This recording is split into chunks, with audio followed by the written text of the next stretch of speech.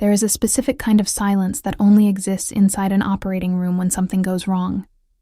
Not the silence of peace or concentration, the silence of a world holding its breath. Every monitor flat, every hand still, every pair of eyes on you, waiting for you to perform a miracle that your own trembling fingers already know won't come. I know that silence. I have lived inside it. I have carried it home in my chest for 3 years. Through every meal I forced myself to eat. Through every school performance I sat through with a smile painted on my face. Through every night I spent staring at the ceiling of a bed that still smelled like her for months after she was gone. My name is Dr. Nora Vasquez, and I am a cardiologist. And the most painful irony of my entire life is that I fix hearts for a living, while my own has been in pieces since the night Elena died on my table. I don't talk about it. Not to my colleagues, not to my therapist, not even to my daughter Leah, who is 6 years old and still sometimes wakes up in the middle of the night asking where Mama went. I say the same thing every time. I say, "Mama is in the stars, baby," and then I wait until Leah falls back asleep before I let myself press my face into the pillow and feel the full weight of what that sentence costs me. Elena wasn't supposed to be on my table. She wasn't even supposed to be at that hospital that night. But there was a storm, and the other attending was 40 minutes away, and Elena's condition deteriorated so fast that by the time the call came in, there was no one else. There was only me, her wife, the person who had promised to protect her from everything. I did the surgery, and I lost her. The inquiry cleared me of any wrongdoing. Technically, medically, everything I did was correct. The complication was rare, unforeseeable, the kind that appears in textbooks as a statistic and not as a human being. But I was there. My hands were the last thing inside her chest. And no inquiry in the world can clear you of that in your own mind. So I made a promise to myself, standing in that hospital bathroom afterward, still in my scrubs, water running cold over my wrists because I didn't know what else to do with my hands. I promised myself I would never again let my heart be louder than my brain. I would be brilliant. I would be disciplined. I would be present for Leah in every way that mattered. But I would not fall. I would not open that door again. Because if I opened it and lost someone again, I was not sure there would be anything left of me worth saving. And for 3 years, 3 long, gray, functional years, I kept that promise.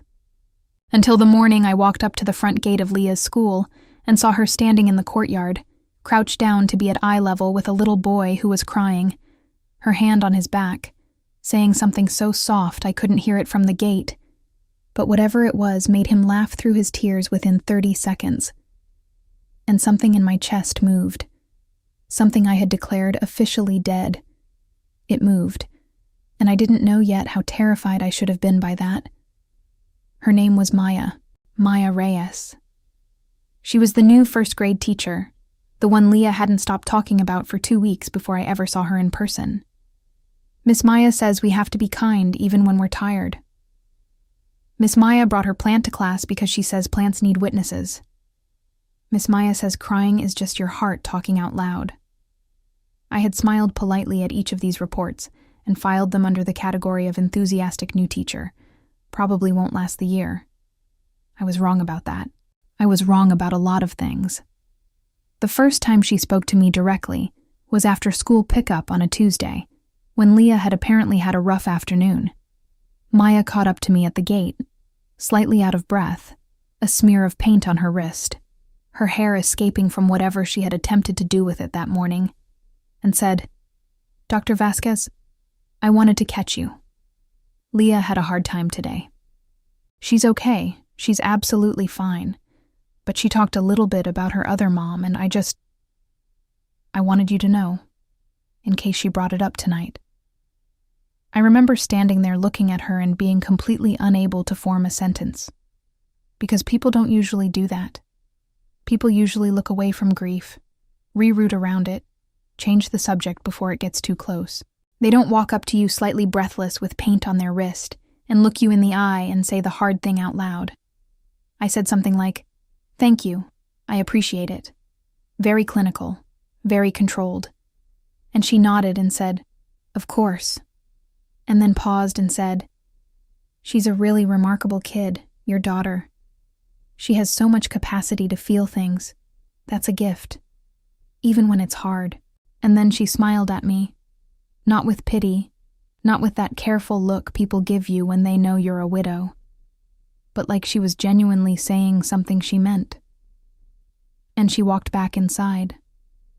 And I stood there for a moment longer than I should have before I took Leah's hand and walked to the car. That was the beginning. I didn't know it then. Or maybe I did, and I chose not to name it. That is also a form of survival. The conversation started slowly. A few words at pickup. Then a few more. She would sometimes be in the courtyard when I arrived, and she always seemed to notice me. Always found a reason to cross the distance and say something. About Leah. About something funny that happened in class. About a book she was reading that she thought Leah might like. She never performed it. That's the thing about Maya that I couldn't categorize and couldn't dismiss. Nothing she did was performed. When she was interested in something, her face showed it completely. When something made her sad, she didn't look away from the sadness. She inhabited her emotions like they were rooms she had a right to be in. And I, who had spent 3 years treating my own feelings like biohazard material to be contained and disposed of, found myself completely unable to look away from her. I started arriving at school slightly earlier than necessary. I told myself it was about Leah. I am a very good liar when I want to be. I am a very bad liar when I'm watching Maya Reyes help a child untangle a jump rope and feeling something warm and unwelcome spread through my chest. There was an afternoon. It was raining, that particular kind of November rain that doesn't decide whether to be mist or downpour and just stays in between. And I arrived to find only Maya in the courtyard, waiting under the narrow overhang, watching the door. All the other teachers had gone inside. She had stayed because 3 kids hadn't been picked up yet, and she wasn't going to leave them. She saw me and her whole face changed in a way I was already starting to recognize and already starting to be afraid of. She slid to the side to make room under the overhang, and for 10 minutes we stood close enough that I could feel the warmth coming off her arm, close enough that when she turned to say something, there was less space between our faces than there should have been. She was talking about a book, something she'd been reading about grief. Not for any particular reason, she said, just because she'd picked it up and couldn't put it down. The author says that grief isn't about missing the person, she said. It's about learning to carry the shape of them. She wasn't looking at me when she said it. She was looking at the rain. But the words landed somewhere inside me with a precision that made my throat close. I said, "That's..." And then I stopped, because what I was about to say was, "That's exactly what it is." And saying it out loud, to her, in that particular moment, felt like opening something I had sealed shut. So instead I said, "That sounds like a good book." And she turned and looked at me for a second longer than the conversation required, and I looked back, and neither of us said anything, and the rain kept falling. I drove home that evening, and sat in the car in my own driveway for 7 minutes before I could make myself go inside. By December, Leah had decided that Miss Maya was her favorite person in the world after me, which she announced at dinner with complete seriousness. I said that was very high praise. Leah said, "She knows how to listen. Not fake listen, real listen." I said, "How do you tell the difference?" Leah thought about it and said, "Her eyes don't go somewhere else." I sat with that for the rest of the dinner, and then for most of the night. There was a school event in the second week of December, a small winter concert, children singing songs with more enthusiasm than accuracy. Parents packed into a room that was too warm and smelling of cinnamon candles and damp wool. I sat in the 3rd row. Maya was backstage, managing the organized chaos. I could hear her voice from where I sat, calm and steady even in the middle of whatever logistical disaster was clearly unfolding behind the curtain. And then the curtain opened, and the kids came out, and Leah spotted me immediately and gave me the specific wave that means I am very happy you are here. And something about that wave in that moment, the simplicity of it, the uncomplicated love in it, made my eyes fill in a way I wasn't expecting. I blinked it away. I am very practiced at blinking things away. But when I looked up, Maya was standing at the edge of the stage watching me, and she had seen it. And she didn't look away, and she didn't pretend she hadn't seen it. She just looked at me with something quiet and steady in her expression. And I looked back, and the children started singing, and I thought, very clearly and very terribly, I am in trouble. We had coffee for the first time in January. It was accidental, or I told myself it was accidental, which amounts to the same lie. I was at the small cafe near the school, the one I went to sometimes on Saturday mornings when Leah was with her grandmother. And Maya walked in with a book under her arm and stopped when she saw me and smiled, and I said, "Do you want to sit?" Before I had time to think about whether that was wise. She sat. We were there for 2.5 hours. I know because I checked the time when we finally left and felt genuine shock that it had been that long. She told me about growing up in a small city, about deciding to teach because she had one teacher who made her feel like her interior life was worth something. I told her, and I still don't entirely know why I told her this, about the first time I understood what the heart actually was, not as an organ, as a system. I was a medical student, and I was watching a surgery, and the attending said, "The heart doesn't know it's broken until it stops." And I told Maya that I had thought about that sentence for 20 years without fully understanding it until recently. She didn't ask me to explain what I meant by recently. She just nodded, and in that nod was a kind of comprehension that I had stopped expecting from people. We talked about Leah. We talked about books. She asked me once, carefully, what Elena had been like, and I took a breath, and I answered. Not the version I give to people who ask out of obligation. The real version. I said Elena was funny in a way that surprised you, that she laughed before the punchline because she couldn't help it, that she burned everything she cooked but insisted on cooking anyway, that she cried at commercials and felt no shame about it whatsoever. Maya listened to every word, and then she said, very quietly, "She sounds like someone who was completely alive." And I had to look out the window for a moment, just for a moment. When I looked back, Maya's eyes were soft, and she didn't fill the silence with anything unnecessary. And I thought, for the first time in 3 years, that it might be possible to exist alongside another human being without bracing for the weight of it.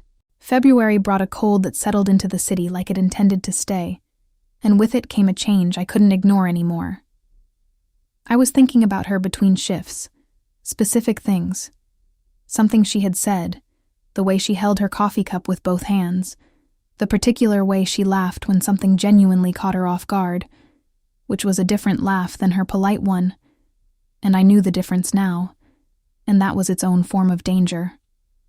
I was noticing things about her that I had no professional reason to notice and every personal reason to stop. She had a scar on her left forearm, thin and old, that she never explained. She got cold easily, even inside. She kept a cardigan at her desk that she put on in the afternoon. When she was thinking hard about something, she pressed 2 fingers against her collarbone without seeming to know she was doing it. I noticed all of this. I cataloged all of this, and I did nothing with it, because I had made a promise to myself 3 years ago in a cold bathroom, and I was a person who kept her promises. And then, on a Thursday morning in the middle of February, I got a call from the hospital. A patient had been referred to my department. A 34-year-old woman. New patient. Cardiac presentation. Hypertrophic cardiomyopathy. Previously undiagnosed. I didn't look at the name before I went in. I never do. I walked into the examination room and looked up from the chart, and Maya Reyes was sitting on the examination table in a paper gown. And for a moment, the world simply stopped making sound. She saw me at the same moment I saw her. Her face did something complicated that I didn't have time to read because I was already performing the task of becoming Dr. Vasquez, and not the woman who had spent the last 2 months thinking about the way she laughed. I said, "Maya." She said, "Nora." Then she stopped and said, "Dr. Vasquez, I'm sorry. I didn't... When they referred me here, I didn't know." I said, "It's all right." It was not all right. Nothing about the next 60 seconds was all right. I pulled a chair close to the examination table, and I sat down, and I looked at her chart, and I said, in my steadiest clinical voice, "Tell me when the symptoms started." She told me. Shortness of breath that she had attributed to being out of shape. Occasional dizziness, which she had dismissed. One episode of chest pain 3 weeks ago that had finally made her go to a doctor. The general practitioner had heard something, had ordered tests, and the tests had brought her here. To me. I went through the examination with the precision I had built over 20 years of training. I listened to her heart. And what I heard, what the stethoscope confirmed, what the reports would later confirm in more clinical language, was a heart working too hard against walls that had grown too thick, a heart that was compensating beautifully and quietly and dangerously, the way she did everything. Hypertrophic cardiomyopathy, in many cases manageable. In some cases, in the cases where the thickening is significant, where the obstruction is severe, where medication cannot adequately control the risk, the only option is surgery. Her case was not the manageable kind. I sat with that information for the 3 minutes I spent reviewing her results alone in my office before I went back in, and in those 3 minutes I said to myself, very calmly and very clearly, "You cannot do this. You cannot be her doctor. You will refer her to a colleague. You will make sure she has the best possible care. And you will step back. That is the right thing to do. The professional thing. The safe thing." I went back into the examination room. She was sitting with her hands folded in her lap, doing the thing she did when she was trying to appear calm, which I recognized because I did the same thing. I sat down across from her and I explained what we were looking at. I explained it clearly, without hiding the seriousness, because she was not someone who would thank me for softening it beyond recognition. When I finished, she was quiet for a moment. Then she said, "How bad is it?" I said, "It requires significant attention." She looked at me with those eyes that didn't go somewhere else, and she said, "Nora, how bad is it?" I held her gaze. I said, "Bad enough that I'm going to want to discuss all options with you in detail, and bad enough that I have to tell you something before we go any further." She waited. I said, "I need to consider whether I'm the right physician to be managing your case, not because of competence, because of..." I stopped. I said, "Because of proximity." She was quiet for a long moment. Then she said very softly, "Because of me." I didn't answer. That was its own answer. She looked down at her hands and then back up at me and said, "I'd rather it be you. I know that might make things complicated, but I'd rather it be you." And those 7 words, were the thing I carried home that night like a stone in my chest, heavy and warm at the same time, the way grief and love always seem to arrive together when you are not expecting them. I referred the case to a colleague for a second opinion. I told myself this was protocol. It is protocol. Dr. Chen reviewed her charts, agreed with my assessment, and said, with complete professional neutrality, that if surgery became necessary, I was the most qualified person in our department to perform it. That was not what I wanted to hear. Maya and I did not see each other outside the school gate for 3 weeks after that appointment. We were careful with each other in a way that felt like holding something fragile between us that neither of us wanted to drop. She still smiled when she saw me. I still found reasons to arrive slightly early. But there was something new in the space between us, the knowledge of what existed on both sides of the distance. The knowledge that she was ill. The knowledge that I knew it, and she knew that I knew, and we were both pretending, in the thin minutes of school pickup, that we were just two people who liked each other. Leah, who was 6 and therefore immune to the social codes that told adults to perform normalcy, said one evening in the car, "Mama, do you like Miss Maya as a friend?" I said, "Yes, baby, she's a good person."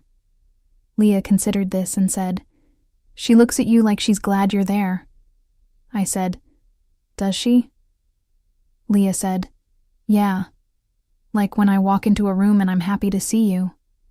I kept my eyes on the road and said, "That's a nice thing to say, Bug." And Leah went back to looking out the window, satisfied, as children are when they have stated a simple truth and an adult has not been able to argue with it. In March, Maya's symptoms worsened. A second episode of chest pain. More pronounced. She called me, not as her doctor, just my number, the one I had given her months ago for school-related things, the one we had silently agreed meant something different now. She called me at 11:30 at night and said, "I'm okay. I needed to call someone who would know what to ask." I was in bed. I sat up. I asked her every question I needed to ask. She answered all of them. The pain had passed. Her breathing was normal. Her color, she said, was fine. I said, "You need to come in tomorrow." She said, "I know." Then neither of us said anything for a moment that lasted longer than was strictly necessary, and I could hear her breathing on the other end of the line, and she could hear mine, and I thought about what it meant that this was the person I wanted to call if something happened to me at 11:30 at night. She said quietly, "Thank you for picking up." I said, "Always." And then I wanted to take it back, because always is a word that means something, and I had no right to mean it the way I meant it. But I didn't take it back. She came in the next morning. The new tests confirmed what I had been afraid of. The obstruction had progressed. Medication was managing the symptoms, but not the underlying risk. We were moving toward a conversation I had been bracing for since February. Surgery. The procedure she needed, a septal myectomy, was specialized. Technically demanding. The success rate in experienced hands was high. The risk of complication was low. And the most experienced hands in this hospital were mine. I sat alone in my office after that appointment, and I thought about Elena. I thought about that bathroom. I thought about the promise I made to myself, and the sound of monitors going flat, and the particular quality of silence that exists when the person you love most in the world stops breathing on your table. And then I thought about Maya saying, "I'd rather it be you." I thought about her voice on the phone at 11:30 at night. I thought about the way she listened, really listened, without her eyes going somewhere else. There is a moment in every cardiac case where the physician has to decide what the heart can bear. Not the patient's heart, the physician's heart. Every surgeon knows it, even if we don't name it out loud. The moment where the case stops being a case and becomes something personal. The ethics are clear. The rule is clear. You do not operate on someone you love. You recuse yourself. You find the next best option. The rule exists because emotion compromises judgment, because the stakes are too high, because the conflict of interest is too profound. I knew the rule. I had known the rule for 20 years. And I sat in my office and I looked at Maya's scans, and I felt the full, devastating weight of what it meant that the next best option was not good enough. Not for this. Not for her. Dr. Chen was excellent. He was careful and skilled and had a solid record. His success rate on this procedure was good. Mine was better. Not by a margin that statistics would make dramatic. But in surgery, fractions matter. Fractions are the difference between the statistic and the human being.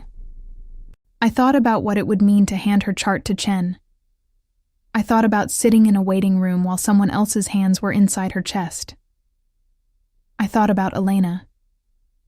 And for the first time in 3 years, the memory of Elena did not come to me as a wound. It came to me as a question. What would she tell me to do? Elena, who cried at commercials and burned everything she cooked and laughed before the punchline because she couldn't wait. Elena, who would have said, I know exactly what she would have said. She would have said, Nora, don't you dare let fear make this decision. Fear is not wisdom. Fear is just fear. I called Maya that evening. I said, I need to talk to you, not as your doctor. After that, as your doctor. She said, okay. I went to her apartment. We sat at her kitchen table. She made tea that neither of us drank. I looked at her across the table and I said, I need to tell you two things. The first one is that I am falling in love with you, and I have been trying not to for months.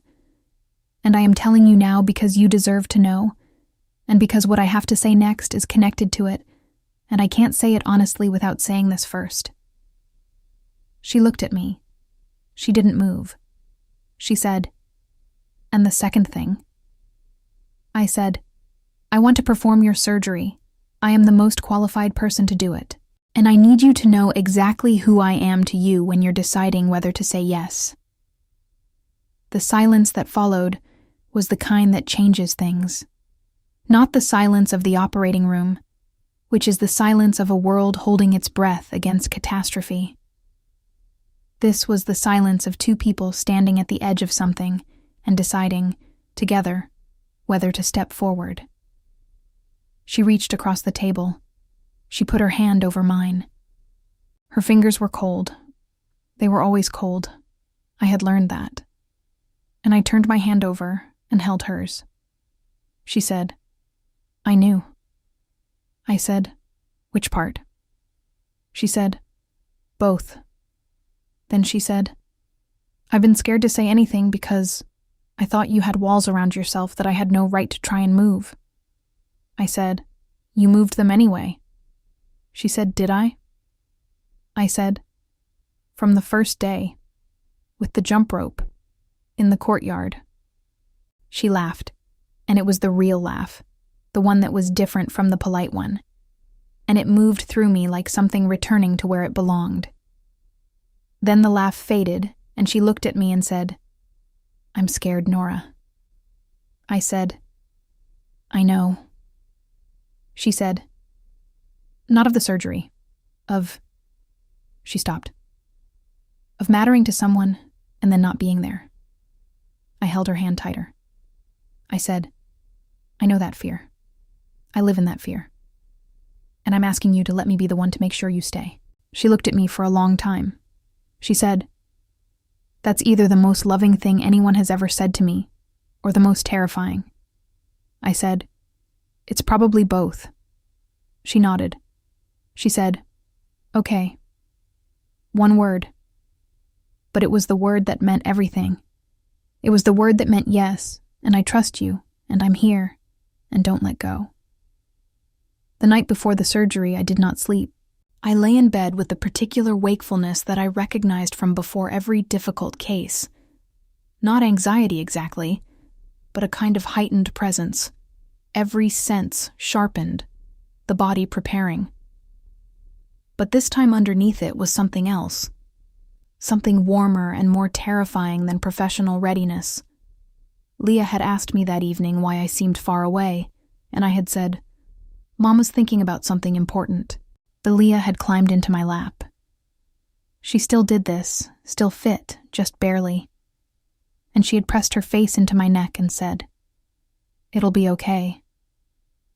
6 years old. She said it with such absolute certainty that for a moment I believed her completely. I stood at the scrub sink the next morning and I did what I always do. I breathed.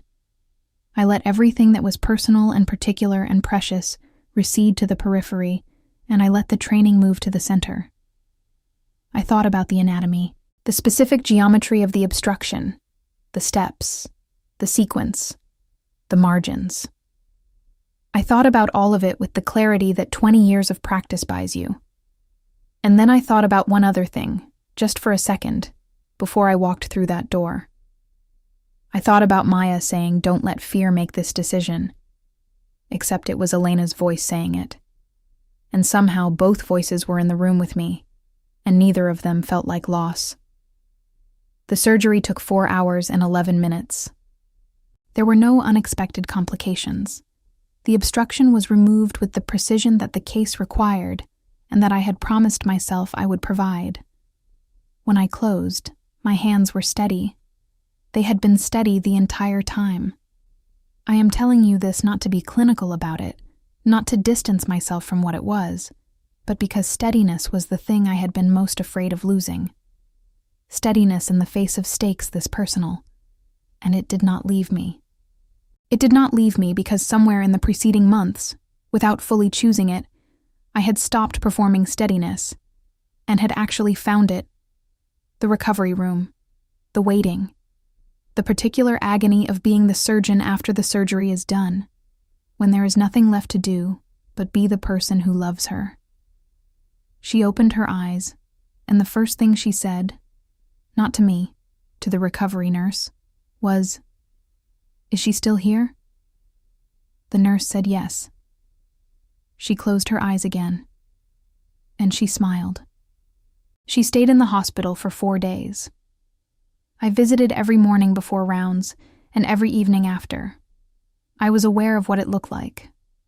I was aware that my colleagues noticed. I had made my peace with what it looked like. On the 3rd day she was sitting up, and her color was coming back, and she held my hand and said, "I want to tell you something." I said, "Okay." She said, "When I was going under, before the anesthesia, I thought about you standing at that door, and it made me feel," she searched for the word, "safe. It made me feel like the odds were in my favor. Not because you're brilliant, although you are," a small smile, "but because you had something to fight for. I think people fight harder when they have something to fight for." I thought about that for a long time. I thought about Elena and the promise I made in the cold bathroom, and the 3 gray functional years, and the morning I saw Maya in the courtyard with a child who was crying. I thought about how grief had closed everything inside me, and how it had taken another kind of love to begin to open it again. Not to replace what was lost, not to overwrite it, but to stand alongside it, the way you stand alongside someone in the rain under a narrow overhang, close enough to feel the warmth of them, the rain still falling, the world still difficult and beautiful and terrifying, and none of that changed. But you are not standing in it alone anymore. Leah came to visit on the 4th day. She walked in holding a drawing she had made of what she described as you and Miss Maya at school but in space, because space is the most important place. The drawing had 2 figures, identifiable mainly by the fact that one was taller and one had curly hair, floating among stars that Leah had pressed so hard into the paper they had nearly broken through. Maya looked at it for a long moment and then looked at Leah and said, "This is the most beautiful thing I have ever been given." Leah said with complete seriousness, "You can keep it, because you're going to need it in your classroom when you come back." Maya laughed, the real laugh. And I stood at the edge of the room watching my daughter tell this woman she was expected back. She was expected to stay.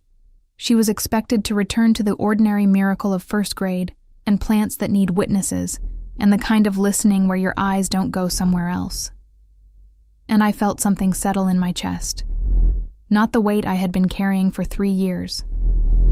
Something different. Something that had space in it. Something that had room for what was coming next. She came home to her apartment 6 days after the surgery. I was there. Leah was with her grandmother.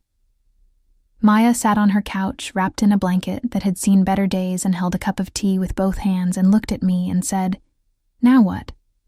I sat beside her, close enough that our shoulders touched. I said, "Now you rest." She said, "And after that?"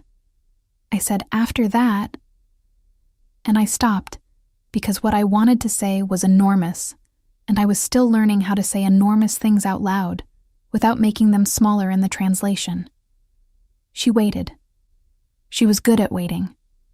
I said, "After that, I'd like to figure out what we are, if you want. She said, I want. Just that. 2 words. The simplest sentences are always the ones that contain the most. I said, I should tell you, I don't know how to do this anymore. Or maybe I never did. We were young, and it was different. And She said, Nora. I said, yeah? She said, I'm not asking you to know how. I'm asking you to try. I looked at her. The blanket, the tea, the scar on her forearm that I still hadn't asked about. The face that never performed anything, that simply was what it was, fully and without apology. I said, I can do that. Outside, the late afternoon was turning the light that specific color it turns in early spring. Not warm yet, but promising. The way the world looks just before it decides to try again. I thought about hearts. The way they are made to be resilient, even against their own nature.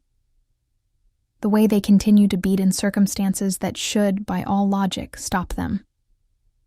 I had spent 20 years believing that knowing everything about the human heart made me qualified to protect it. What I had not understood until now, until her, until the long, slow months of courtyard conversations and rainy afternoons and 11:30 phone calls, and one morning when my hands were steady for the most important 4 hours of my life. What I had not understood was that the heart is not a problem to be solved. It is a thing to be lived. And living it requires exactly what I had been most afraid of. It requires opening the door. It requires standing in the difficulty and the tenderness and the risk of it. It requires letting someone see you, really see you, not the competent version, not the functional version, but the version that cried in the bathroom and made promises to herself in the dark and arrived too early to school pickup and noticed the way a woman held her coffee cup with both hands. That version. The one I had been trying to protect by keeping it hidden. The one that turned out to be the only version worth anything. I took her hand. She leaned her head against my shoulder. The light kept changing. And for the first time in 3 years, I did not brace against what was coming. I just let it arrive. If this story reached you today, if something in it felt familiar, or said something you needed to hear, or reminded you of a feeling you had forgotten you were allowed to have, then leave it in the comments. Tell me where you are right now. Tell me what time it is where you are. Tell me which part was for you. This channel exists because love between women is real and complex and worth every word. If you want more stories like this one, stories that don't look away from the hard parts, that believe in the quiet revolutions happening in ordinary kitchens and school courtyards and operating rooms, subscribe. Leave a like if this one stayed with you. And thank you, genuinely, for being the kind of person who listens all the way to the end.